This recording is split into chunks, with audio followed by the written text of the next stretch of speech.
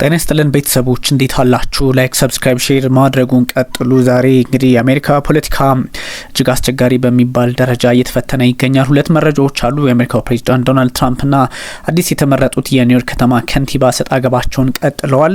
ከዛ በፊት ግን የአሜሪካ አየር መንገድ በግልጽ እየተመታ ይገኛል። የተመታበት ምክንያት ደግሞ በአሜሪካ መንግስት ተዘግቷል። መንግስት ተዘጋ ሲባል ምን ማለት ነው? ከዚህ በፊት በተወሰነ መንገድ ነግራችኋለሁ፣ ግን ማስታወስ ይፈልጋል።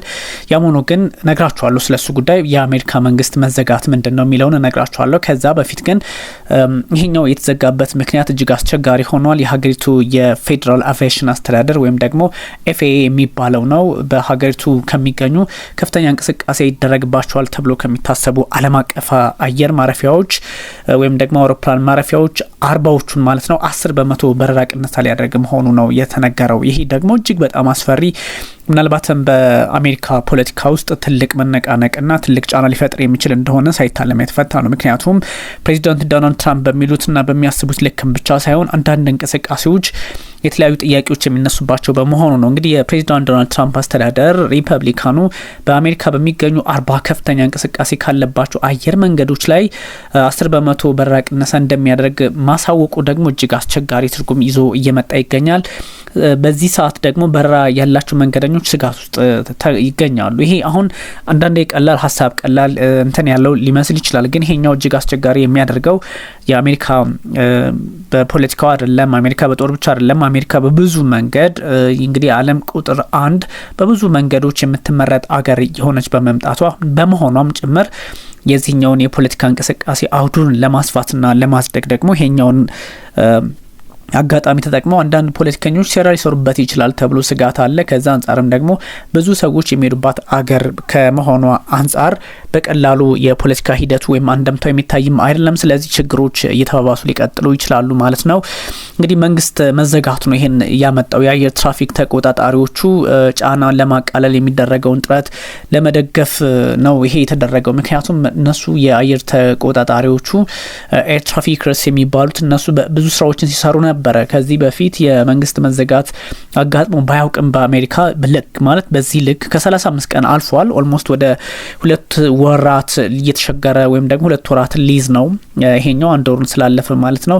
በጣም አስቸጋሪ ሁኔታዎች እንዳሉ ነው እየተነገረ ያለውና ይሄ ለምን መጣ ብዙ ጥያቄዎች ይነሳሉ። የፌዴራል አቪዬሽን አስተዳደሩ FAA ከ44000 በላይ በረራዎችን የሚመራ ነው እና ቀላል አይደለም። እንግዲህ የ10% በረራ ቅነሳ ማድረግ ደግሞ በሀገር አቀፍ ደረጃ በአሜሪካ ሙሉ ማለት ነው በሺዎች በሚቆጠሩ በረራዎች ላይ አሉታዊ ተጽዕኖ ያሳድራል። ይሄ ደግሞ ሳይታለም የተፈታ ማንም ሊረዳው የሚችል ጉዳይ ነውና ዜናው በብዙ መንገድ እንግዲህ ማሻሻያዎች ሊደረግበት ይችላል ተብሎ ተስፋ ይደረጋል። ግን ዶናልድ ትራምፕ በዚህ ልክ ሀሳብ መስጠታቸው በእርግጥም አንዳንድ አስቸጋሪ ሁኔታዎች ሊፈጠሩ እንደሚችሉ ይጠቁማል። ግን የመንግስት መዘጋት ምንድን ነው? የአሜሪካ መንግስት ተዘጋ ሲባል ምን ማለት ነው ሲባል መንግስት ወደቀ ወይም ደግሞ መፈንቅለ መንግስት ተደረገ ማለት አይደለም። ይሄኛው ሌላ ነው። በጥቅሉ የዚህኛው አሰራር መንግስት ተዘጋ ማለት የአሜሪካ መንግስት በጀት ሳያጸድቅ ቀረ ማለት ነው። ባጭሩ በጀት ሳያጸድቅ ቀረ ማለት ምንድን ነው? በጀቱ የማይጸድቅበት ምክንያት በምንድን ነው? በምን አኳያ በምን ሁኔታ የሚሉት ብዙ አንተኖች አሉ። ግን አሜሪካ እንደምታውቁት ኮንግረስ የሚባል ትልቅ ተቋም አለ። ኮንግረስ ማለት የታችኛውን ምክር ቤት ወይም ደግሞ የህግ መምሪያውን እንግዲህ ኮንግረስ ሲባል ይሄን በደንብ መያዝ አለባችሁ። ብዙ ሰዎች አይረዱትም ይሄን ነገር። ኮንግረስ ሲባል የሁለት ነገሮች ድምር ውጤት ነው። የታችኛው ምክር ቤትና የላይኛው ምክር ቤት ድምር ውጤት ማለት ነው። ወይም ደግሞ የታችኛው ምክር ቤት ማለት የህግ መምሪያ ወይም ደግሞ የተወካዮች ምክር ቤት የሚባለው ነው። የላይኛው ምክር ቤት የሚባለው ደግሞ ሴኔት ወይም ደግሞ የህግ መወሰኛ ምክር ቤት በሚል የሚጠራው ነውና እነዚህ ሁለቱ የታችኛው ምክር ቤትና የላይኛው ምክር ቤት በቀላሉ እኛ ሀገር ላይ እንዳሉ እንደሚገባን አድርገን ወይም ደግሞ የተወካዮች ምክር ቤትና ሴኔቱ የህግ መወሰኛ ምክር ቤቱ እነሱ አንድ ላይ ሆነው ኮንግረስን ይፈጥራሉ ማለት ነው። ስለዚህ ኮንግረሱ ምንድነው የሚሆነው? እነዚህን ሁለቱን አባላት ካጠቃለለ በኋላ ውሳኔ ያሳልፋል ማለት ነው። ውሳኔ ሲያሳልፍ ግን የበጀት ጉዳይን ለምሳሌ ማጽደቅ የሚችለው ይሄን ኮንግረሱ ነው። ስለዚህ ኮንግረሱ ሲያጸድቅ ካጸደቀ በኋላ ራሱ ኮንግረሱ ካጸደቀ በኋላ ወደ ፕሬዚዳንት ዶናልድ ትራምፕ ይመራዋል ማለት ነው። በዚህ ሂደት ማድረግ ሳይቻል ሲቀር ወይም ደግሞ ይሄን ማስተካከል ሳይቻል ሲቀር ኮንግረሱ መንግስት ተዘጋ ወይም ደግሞ በጀት ሳይጸድቅ ሲቀር የፌዴራል መስሪያ ቤቶች አንዳንድ መስሪያ ቤቶች አብዛኞቹ ናቸው ኦፍ ኮርስ ቁልፍ የሚባሉት ግን ይሰራሉ። አብዛኞቹ ግን እንዲዘጉ ወይም ደግሞ ስራ እንዳይሰሩ ይደረጋል። ሰራተኞች ቤታቸው ሆነው እንዲሰሩ ያለ ክፍያ እንዲቀመጡ ይደረጋሉ። ወይም ደግሞ በጣም አስገዳጅ በሆነ መንገድ ምንም አይነት ክፍያ ሳይከፈላቸው ስራቸውን እንዲሰሩ የሚደረጉ አሉ። ወይም አንዳንዶቹ ደግሞ ቤታቸው ተቀምጠው ሊያሳልፉ ይችላሉ። ግን በጀቱ ሲለቀቅ ደግሞ ወደ ኋላ ተመልሶ መንግስት ይከፍላቸዋል ማለት ነው ባጭሩ። እና የአሜሪካ መንግስት ተዘጋ ማለት እስናት የመፈንቅለ መንግስት ጉዳይ ወይም ደግሞ ይሄ እንደው የሀገሪቱን ፖለቲካ ጠቅልል አድርጎ ጫና ውስጥ የሚያስገባ ማለትም አይደለም። በብዙ መንገዶች የተለያዩ ሂደቶችን መከተል ያስፈልጋልና በምን አይነት ሁኔታ በምን ጉዳይ እንዴት ባለ ሁኔታ እንዴት ባለ አካባቢ የሚሉ ጥያቄዎችን ብዙ ሰዎች እንትን ይሏቸዋልና ከዚህ አንፃርና በእጅግ አስቸጋሪ ውሳኔ ነው። አሜሪካ በጣም ትርምሷ እየወጣ ያለች ሀገር ሆናለች።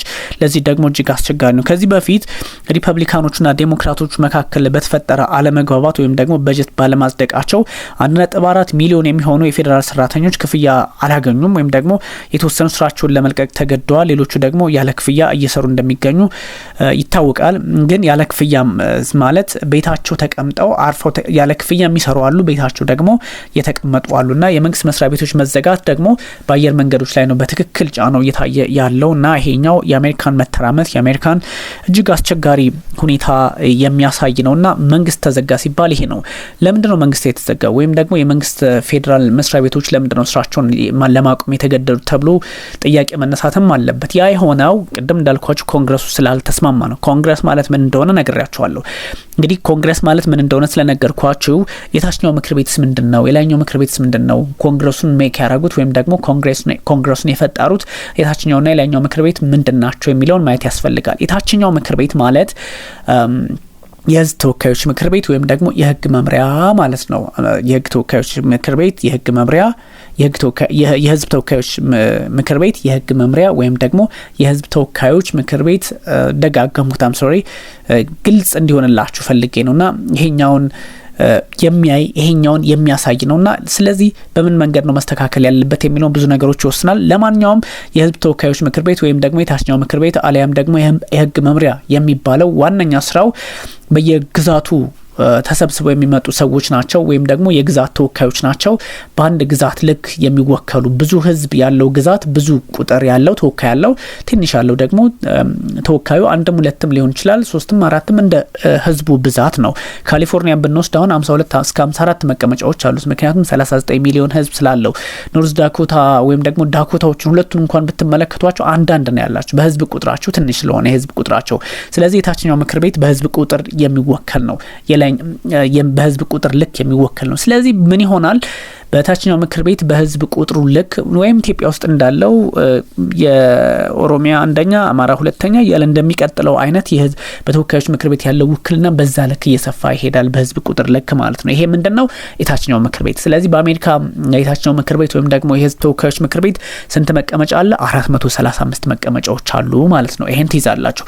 ሌላኛው ምክር ቤት የሚባለውስ ደግሞ ምንድነው? ሴኔት የሚባለው ወይም ደግሞ የህግ መወሰኛ ምክር ቤት የሚባለው ደግሞ ከታችኛው ምክር ቤት በተቃራኒ 50ዎቹ ግዛቶች አንድም ሳይለያዩ በህዝብ ቁጥር ሳይሆን እኩል አላቸው ማለት ነው 50 ግዛት። ስለዚህ 50ው ግዛት እያንዳንዱ ካሊፎርኒያ 39 ሚሊዮን ይዞ ወይም ዳኮታዎቹ 1 ሚሊዮን ይዘው በላይኛው ምክር ቤት ግን ወይም በሴኔቱ ያላቸው መቀመጫ ሁለት ነው። ለምን? this is America ዴሞክራሲ ስለሆነ መበላለጥ ስለሌለበት ጫና መፍጠር ስለማይቻል በታችኛው ምክር ቤት ህዝብ ይወከላል፣ በላይኛው ምክር ቤት ደግሞ ዴሞክራሲ ይወከላል ነው አካሄዱ። ስለዚህ በእርግጥ ታችኛው ምክር ቤትም ዴሞክራሲ ይወከላል። ይሄን ሁሉ ግምት ውስጥ አስገብቶ ነው እንግዲህ በዚህ ልክ እንደ ኮንግረሱ ሜክ የተደረገው። ስለዚህ ኮንግረሱ ስንት ቁጥር አለው ማለት ነው? ታችኛው ምክር ቤት 435 አልኳችሁ፣ ላይኛው ምክር ቤት ደግሞ 100። ስለዚህ 435 ሲደመር 100 535 ምንድነው? ኮንግረስ ማለት ነው። በዚህ ልክ ነው አንደርስታንድ የምታረጉትና ይሄኛው ሳይስማማ ቀርቶ በጀት አለማጽደቁ ነው የአሜሪካን መንግስት እንዲዘጋ ያደረገው ወይም ደግሞ አሜሪካ በቀላሉ በዚህ ልክ እየተፈተነች አለችው ለማለት ያህል ነውና በርካቶች ብዙ ጥያቄዎች የሚያነሱበት ጉዳይ ነው።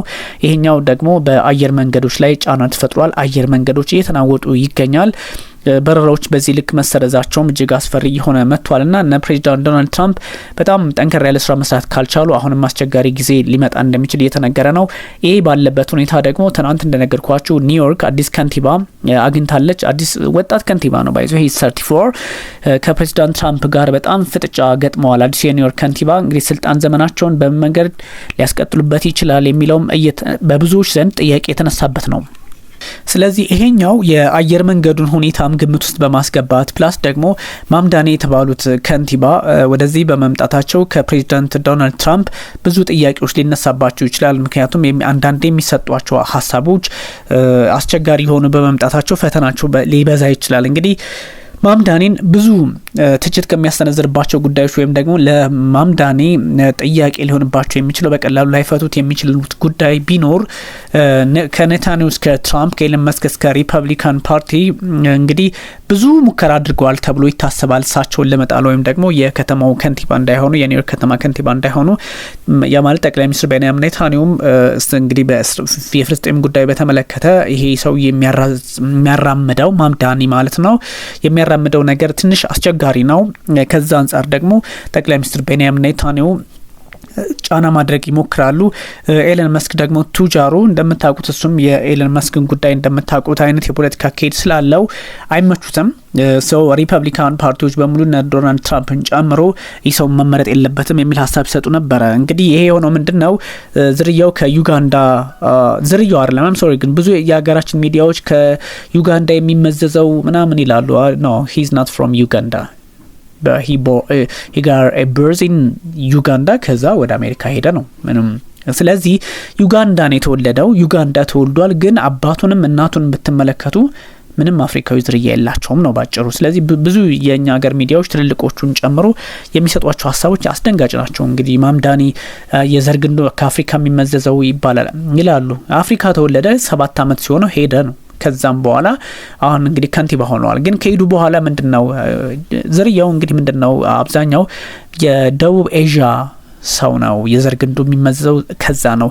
እናቱ ኢንዲያን ናት፣ አባቱ ደግሞ ኢንዲያን ብሪቲሽ ነው።